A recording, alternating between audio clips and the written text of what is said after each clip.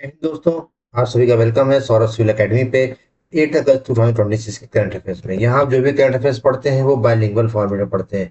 Means आप English माध्यम के हों चाहे अंग्रेजी माध्यम को हों, आप इन करंट अफेयर्स को पढ़ सकते हैं, इनका रिवीजन कर सकते हैं। और चाहे आप यूपीएससी में बैठे, यूपीपीएससी में बैठे, यहाँ तक कि आप आने वाले समय में यूपी टीजीटी पीजीटी में भी अगर आप बैठते हैं तो सोचिए ये करंट अफेयर्स आपके लिए रामबाण साबित होगी।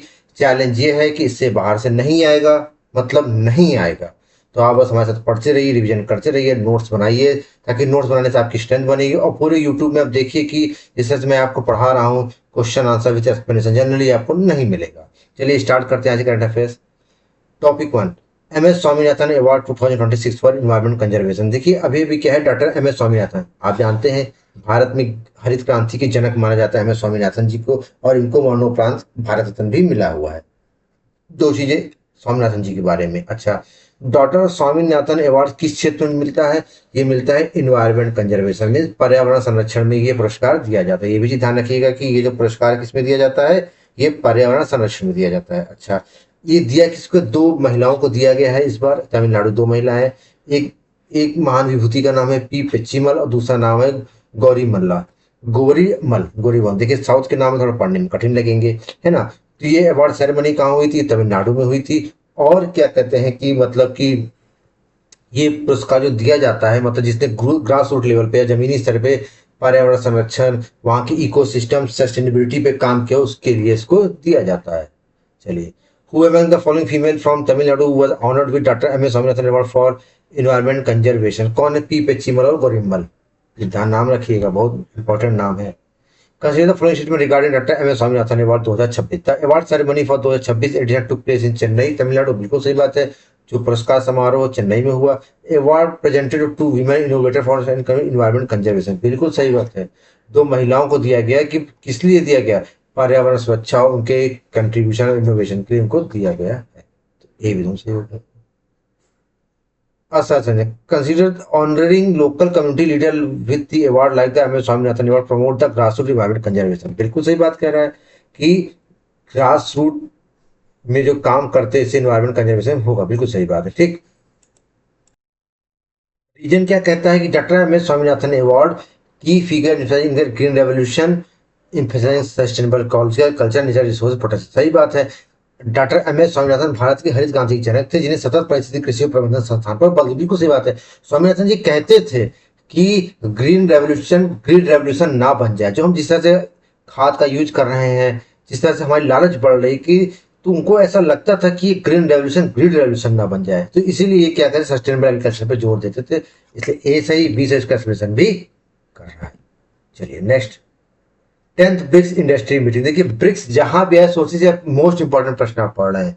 तो ब्रिक्स की बात करें तो देखिए 10वां ब्रिक्स उद्योग मंत्रियों की बैठक कहाँ हुई है? जयपुर। कहाँ पर हुई है? जयपुर, राजस्थान में हुई है। और जो आपको पता है कि मिनिस्ट्री ऑफ कॉमर्स इंडस्ट्री के मिनिस्टर कौन? पीयूष गोयल जी है। तो इनकी अध्यक्षता, मतलब इन्होंने लेट किया था, इनकी अध्यक्षता में मीटिंग हुई थी। और इंडस्ट्रियल कॉर्पोरेशन मतलब क्या? बिग औद्योगिक सहयोग, सतत निर्माण और अपूर्ण श्रृंखला को मजबूत बनाने पे हुआ है। ब्रिक्स की बात करें तो देखिए कुछ चीजें ब्रिक्स के बारे में बिल्कुल ध्यान रखिएगा। आपको मैं बार बता दूं, 18वां संस्करण है। होस्ट कौन कर रहा है? भारत कर रहा है। भारत में भी कहां पे? नई दिल्ली होस्ट कर रहा है।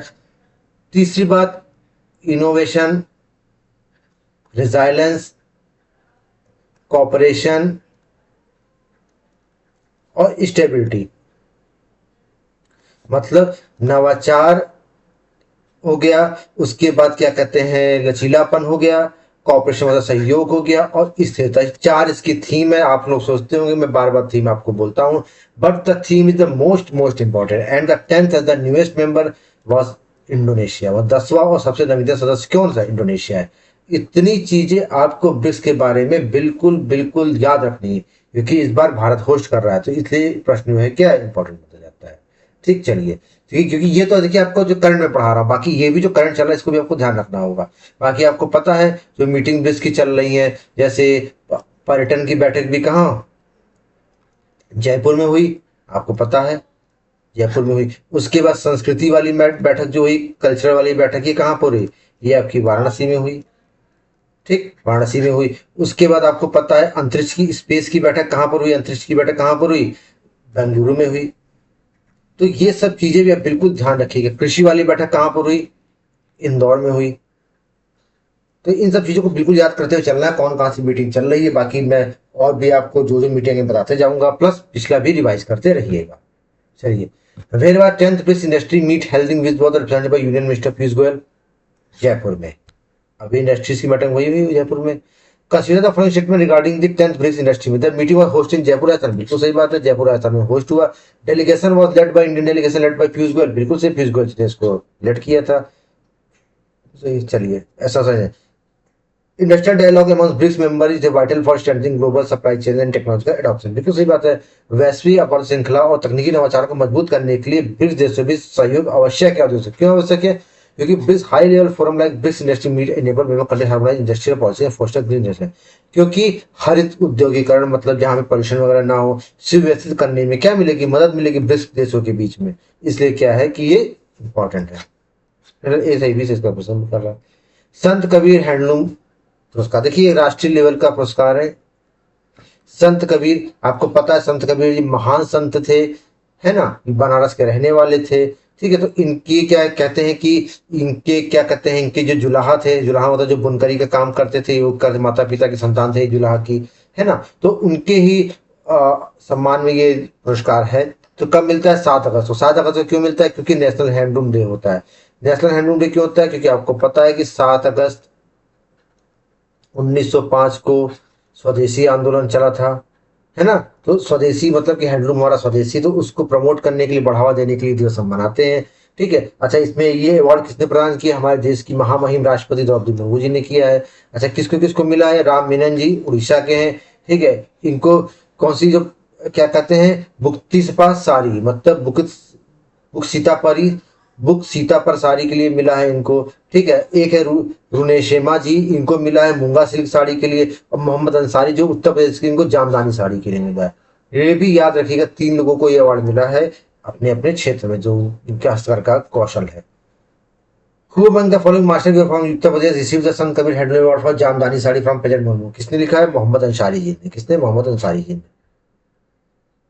Consider the following statement, match the Sant Kabir handloom winners with the state with the craft property. Ram Menon Bhukti Sita park, बिल्कुल सही है। रुने शेमा मूंगा से, बिल्कुल सही। मोहम्मद अंसारी जमदानी साड़ी, ये भी सही। तीनों सही हो गया आपका सरकारी answer. National handloom day celebrated on 7 August to honour India handloom weaver across India. बिल्कुल सही बात है। क्यों? क्योंकि हैंडलूम डे सेलिब्रेट किया जाता है कि हैंडलूम वीवर को सम्मान देने के। क्यों? मैंने आपको अभी बताया कि स्वदेशी आंदोलन 1905 को हुआ था। स्वदेशी को बढ़ावा देने के लिए, उसी सम्मान में हम अपने शहीदों के सम्मान में, अपने बुनकरों के सम्मान में हम ये दिन आयोजित करते हैं। और संत कबीर जो जुलाहा के मतलब घर में जन्म लिए थे, उनके सम्मान में भी हम देते हैं। तो ए से बी से इसका स्पेशल भी कर रहा है। अग्नि 4 बैलिस्टिक मिसाइल, देखिए अभी अभी भारत ने क्या किया, परीक्षण किया। मीडियम रेंज की बैलिस्टिक मिसाइल है अग्नि 4। क्या नाम है? अग्नि 4 बैलिस्टिक मिसाइल का भारत ने क्या किया? ऐसा कोई परीक्षण किया है। अच्छा, ये सरफेस टू सरफेस मिसाइल है, ये ध्यान रखिएगा। मतलब ये सतह से सतह पे मार करने वाली मिसाइल है। ठोस ईंधन है ये, 2 स्टेज का, ये भी लिख लीजिएगा। देखिए 2 स्टेज फ्यूल इंजन है इसमें, सॉलिड। अच्छा, 4 की क्या है रेंज है। और इसको चांदीपुर उड़ीसा में क्या किया गया? टेस्टेड किया गया। इतनी चीजें आपको बिल्कुल याद रखनी। What the Agni range, Agni striking range of nuclear capable Agni 4 missile ballistic missile successfully tested चांद, क्या रेंज है इसकी? 4000 kilometre. Consider the following statement regarding the Agni 4 missile. It is surface to surface missile medium range ballistic, बिल्कुल सही बात है। Medium range की ballistic missile है, surface to surface. It is solid propellant fuel system, बिल्कुल सही बात है, सॉलिड फ्यूल है। टेस्टेड एग्जीक्यूटिव चांदीपुर उड़ीसा, ये भी बात सही है। चांदीपुर उड़ीसा में क्या टेस्ट हुआ इसका? तीनों सही हो गया, एक चीज सही हो।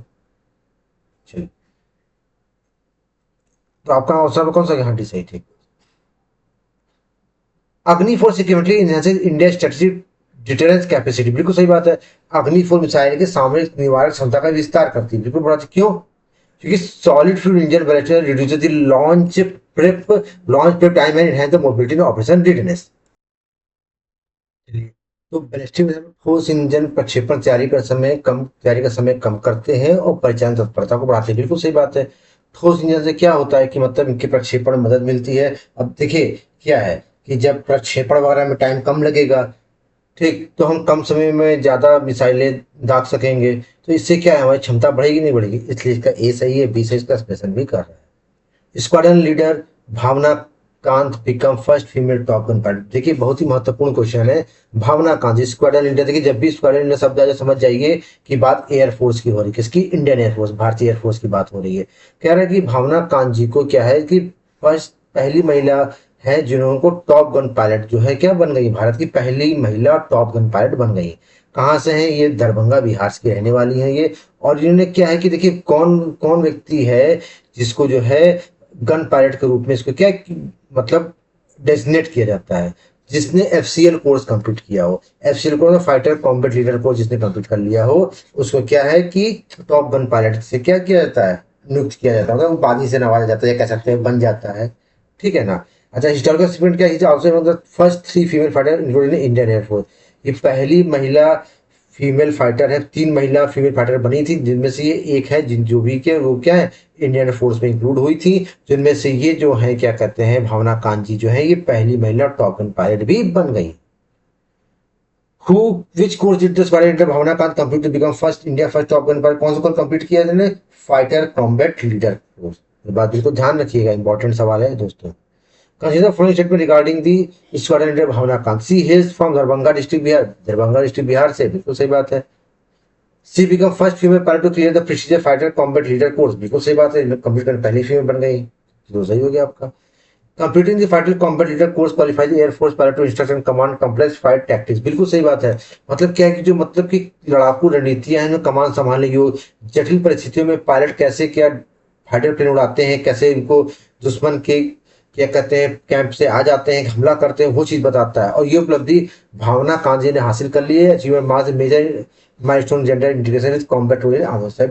जेंडर मतलब क्या कहते हैं लैंगिक समावेशता का भी एक वो है, मील का पत्थर तो है ही। देखिए कोई भी करे, महिला पुरुष जो भी करे उसका ये सही भी कर रहा है। अच्छा नहीं नहीं, देखिए इसका भी सही होगा क्योंकि देखिए ये बात सही है कि क्या कहते हैं कि जो भी पेरेंट क्या कहते हैं क्वालिफाई कर जाते हैं तो बनते हैं, लेकिन इसलिए भावना ने किया ऐसा नहीं है। ठीक है, तो इसलिए आपका सही दोनों है, लेकिन क्या है कि बी वाला सही हो गया, स्पेशल नहीं कहा दोस्तों। Anil Menon Indian origin NASA student ISS mission. देखिए अनिल मेनन जी ये क्या है कि पहली बात तो भारतीय मूल के ये नासा के क्या है अंतरिक्ष यात्री, भारतीय मूल का नासा अंतरिक्ष यात्री है। एक मिशन गया था कुछ दिन पहले, आप लोगों ने सुना होगा, कहां से? कॉस्मोड्रोन कजाकिस्तान से, कजाक बीकानूर कॉस्मोड्रोन कजाकिस्तान से गया था 14 जुलाई 2026 को। आईएसएस इंटरनेशनल स्पेस स्टेशन पे गया था, कहां से? कजाकिस्तान कॉस्मोड्रोम से, ये बात बिल्कुल ध्यान रखिएगा।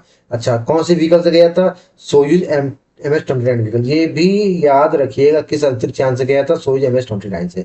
अच्छा, और ये मतलब यहाँ पे गए हैं तो गए के साथ साथ ये स्पेस वॉक किए हैं। स्पेस वॉक करने वाले ये भारतीय बन गए हैं तीसरे, मतलब भारतीय मूल के पहले क्या बन गए हैं? अंतरिक्ष यात्री बन गए हैं। तो इसमें कौन कौन है? सुनीता विलियम्स, राजाचारी और कल्पना चावला आल्सो। ये कल्पना चावला भी गई। कल्पना चावला क्या है कि ये भारत की पली बढ़ी थी, ठीक है, लेकिन सुनीता विलियम्स और राजाचारी जो वहीं पे पढ़ लिखे थे यूएसए के ही, तो इंडियन ओरिजिन की तीसरी एस्ट्रोनॉट है, ये भी ध्यान रखिएगा, ये बात बिल्कुल ध्यान रखिएगा। उन्होंने स्पेस वॉक वगैरह भी किया है। और ये क्या कहते हैं पावर सप्लाई को मेंटेन करने का। देखिए जैसे मान लीजिए जो भी अंतरिक्ष स्टेशन जाता है तो कई चीजें होती है ना मेंटेनेंस वगैरह सब कुछ, जैसे आप कोई भी सामान लीजिए, मशीन लीजिए, कुछ भी लीजिए, तो मेंटेनेंस चाहता है, तो वैसे वहां भी मेंटेनेंस चाहता है, तो वहां पे भी ये लोग मेंटेन करने पावर सप्लाई का गए थे। तो क्या हो गया question? Which space vehicle has been used to Indian Ocean NASA astronaut Anil Menon? क्या था? Soyuz MS-29। Consider the following statement regarding Anil Menon space mission. He launched into space in 14 July 2026 Soyuz MS-29 from Bikaner Kazakhstan, बिल्कुल से बिल्कुल Bikaner Kazakhstan से गए थे। Primary role क्या है कि स्पेस स्टेशन पे ये पावर सिस्टम को मैनेज करने गए हैं, ये भी याद रखिएगा। ठीक ठीक, इनका प्राइमरी रोल वही है कि मैं सप्लाई करने गया, तो पावर सप्लाई का दोनों सही हो गया आपका। इसका क्या सही हो गया आपका? ये भी दोनों सही हो गए। चलिए next statement wise question. Human space flight mission required specialised onboard engineer to maintain vital subsystem like power. सही बात है, ह्यूमन स्पेस जो मिशन है इसमें जो मतलब वाइटल अच्छे इंजीनियर उनको भेजा जाता है पावर मेंटेन करने के लिए, इसीलिए अनिल मेनन को असाइन किया गया है। क्या? बिल्कुल सही बात है, इसीलिए अनिल मेनन को असाइन किया गया है पावर सिस्टम मेंटेन करने के लिए, क्योंकि क्रिटिकल मॉड्यूल्स है, क्योंकि पूरा पावर स्टेशन पावर उसी पे चल रहा है ना, तो इसीलिए अनिल मेनन को भेजा गया है। क्या? बिल्कुल सही है, इसलिए ए सही बी से इसकी एक्सप्रेशन भी कर रहा है। As seen on Netflix portal launch. देखिए एक बड़ी इंपॉर्टेंट चीज है, एक पोर्टल लॉन्च किया इसका नाम है as seen on Netflix portal. अच्छा ये लॉन्च किसने किया है? मिनिस्ट्री ऑफ कल्चर ने, मतलब लॉन्च मिनिस्ट्री ऑफ कल्चर ने लॉन्च किया है और साथ में नेटफ्लिक्स, दोनों ने मिलकर लॉन्च किया है। और कौन से मंत्री हैं? गजेंद्र सिंह शेखावत। ये भी याद रखिए, गजेंद्र सिंह शेखावत जी क्या है? मंत्री हैं। इन मंत्री की अध्यक्षता में इसको क्या किया गया? लॉन्च किया गया। इन मंत्री ने लॉन्च किया। अच्छा, क्यों लॉन्च किया गया? क्योंकि जो भी वेब सीरीज वगैरह होती हैं उनमें जो लोकेशन दिखाई जाती है उसको आप देख सकते हैं कि कौन सी लोकेशन है।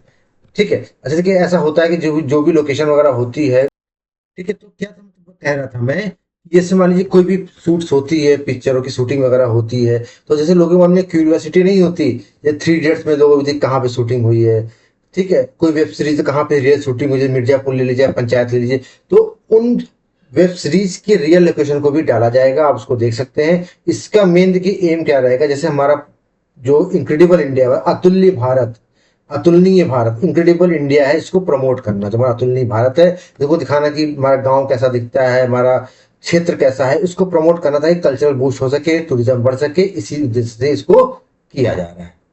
Next question,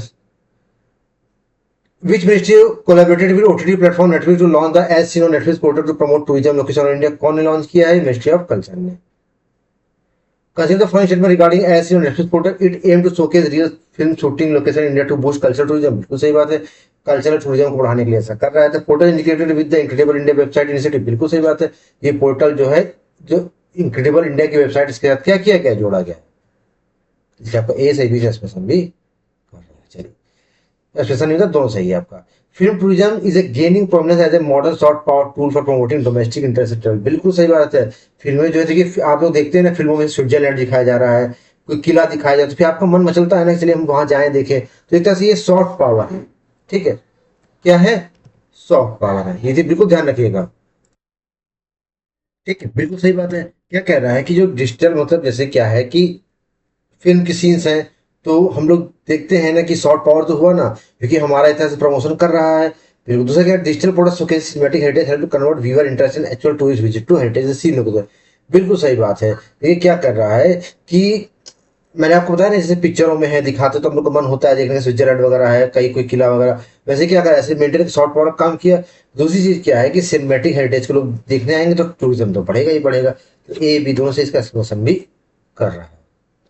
FISU world university squash championship 2026, देखिए अभी अभी फिसू वर्ल्ड यूनिवर्सिटी स्क्वैश चैंपियन 2026 का आयोजन हुआ।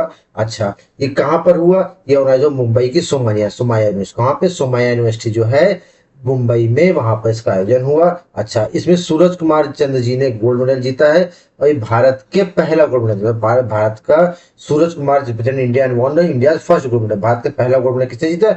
सूरज कुमार जी ने जीता। और इन्होंने हराया किसको? ये हंगरी के बेंटेक जी है, इनको क्या फाइनल में हरा दिया। बेंटेक जी जो है हंगरी के हैं, इनको क्या कर दिया? हरा दिया है। सूरज कुमार चंद्रा जी ने स्वर्ण पदक जो है सोमया यूनिवर्सिटी जो आयोजित कराई थी स्क्वैश चैंपियनशिप 2026 फिसू यूनिवर्सिटी, उसमें जीत हासिल की। Who won India first gold medal at FISU university squash champion 2026 at Somaiya? किसने जीता? सूरज कुमार चंद्रा जी ने। Consider the following statement regarding the FISU World Squash Championship 2026. The tournament was hosted in Mumbai at Somaiya university, बिल्कुल सही बात है।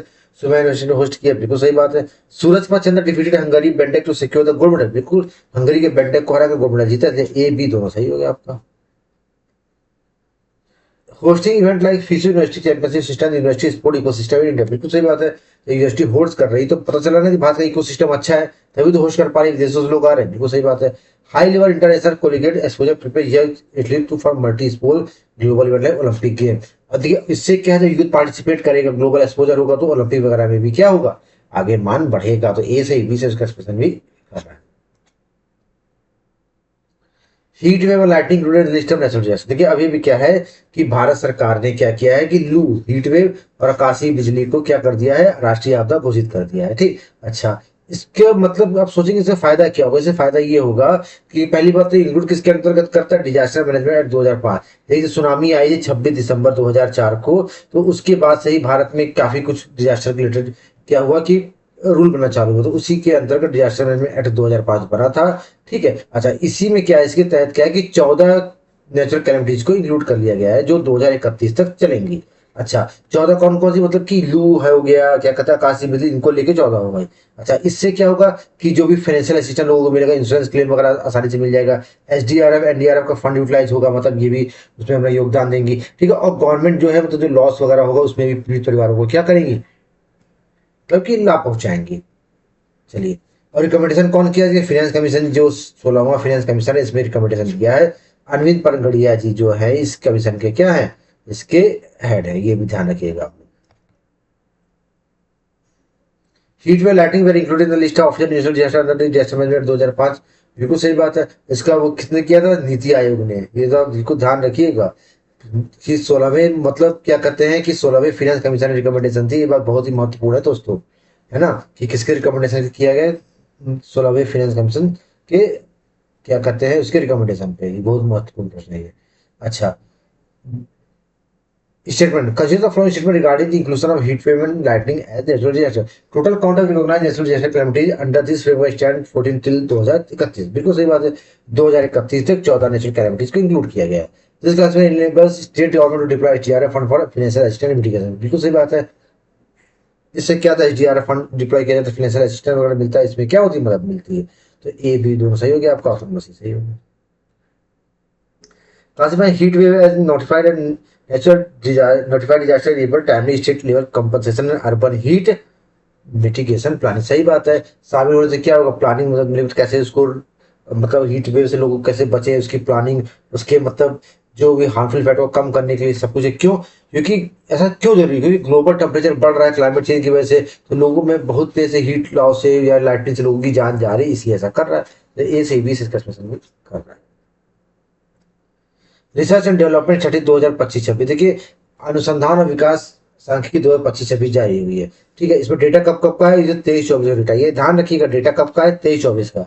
जिसमें कहा गया है कि भारत जो है 2.44 लाख करोड़ रुपए इन्वेस्ट करता है R&D में, रिसर्च एंड डेवलपमेंट में। अच्छा, जिसमें मतलब क्या कह सकते हैं कि एक तरह से 0.8% जो है भारत किसमें खर्च करता है, अपने जीडीपी में। ग्रोथ एंड रिसर्च डेवलपमेंट पे भारत पैसा खर्चा करता है कितना, 0.8%। अच्छा, बात करें तो ये 0.82 कब करता था, 22-23 में कितना करता था, 0.82 करता था। और अभी कितना, 23-24 में कितना, 0.84 करता है। और 25-26 में कितना प्रोजेक्ट किया, 0.9। ध्यान रखिएगा। और जो डेवलप्ड कंट्री होते हैं उनके जीडीपी का मतलब 0.2% जो है रिसर्च एंड डेवलपमेंट में खर्चा होता है, ठीक है। तभी तो देशों में देखिए कितना इनोवेशन है, टेक्नोलॉजी में कितना आगे चाइना वगैरह, तो इसलिए बहुत जरूरी होता है। एज पर R&D studies for how much India invest in gross expenditure research and development, कितना इन्वेस्ट करता है Bharat, 2.44 lakh crore. Consider the following statement regarding the India's R&D expenditure. India's R&D spending stood 0.84 GDP in 23-24, 0.82 in 22। बिल्कुल सही बात है कि 0.84 जो है 23-24 में, 0.82 22 में करता है। डेवलप नेशन कितना करते हैं, 0.2% और more than GDP in R&D। बिल्कुल सही बात है, जो डेवलप नेशन है 0.2% लगभग खर्चा करते हैं, प्लस माइनस, ठीक है, प्लस ही करते हैं, माइनस में। Increasing national expenditure on R&D towards 1 to 2% GDP crucial for achieving the self reliance and hi tech manufacturing growth. बिल्कुल सही बात है। क्या कह रहा है कि आत्मनिर्भरता उच्च तकनीक विनिमय हासिल करने के लिए R&D पर राष्ट्रीय बजट भी 1 से 2 बढ़ाना आवश्यक है। बिल्कुल, जब तक 1 से 2% नहीं, तो तुम R&D क्या कर पाएंगे। सोचिए, हम लोग पढ़ते हैं बस, सोचिए नौकरी पाने के लिए, रिसर्च डेवलपमेंट तो होता ही नहीं हमारे देश में ना। Private sector participate in India total R&D special image lower compare to leading innovation economy. बिल्कुल सही बात है। प्राइवेट, क्योंकि क्यों है, तब देखिए इसमें क्या होगा, ये तभी आगे बढ़ सकता है कि क्या कह रहा है कि इंडिया अग्रणी नवोन्मेष अर्थव्यवस्था तुलना भारत कुल R&D में निजी क्षेत्र में कमी बन हुई। निजी, देखिए आप देखिए स्पेस सेक्टर देख लीजिए, जब से इसमें मतलब प्राइवेट सेक्टर आए तब से देखिए कितने अच्छे अच्छे इनोवेशन वगैरह हो रहे हैं। तो प्राइवेट सेक्टर कमी की वजह से ही ऐसा हो रहा है, तो बिल्कुल सही है, लेकिन एक्सप्लेनेशन थोड़ी कर रहा है, इसलिए भी सही हो गया। तो इस तरह से हमने 8 अगस्त के करंट अफेयर्स कंप्लीट किए। इसी तरह से करंट अफेयर्स भी जुड़े रहिए सौरभ सिविल अकेडमी पे, और नोट्स बनाते रहिए, रिविजन करते रहिए, इससे बाहर नहीं आएगा। मिलते हैं नेक्स्ट लेक्चर में, तब तक के लिए जय हिंद, जय भारत।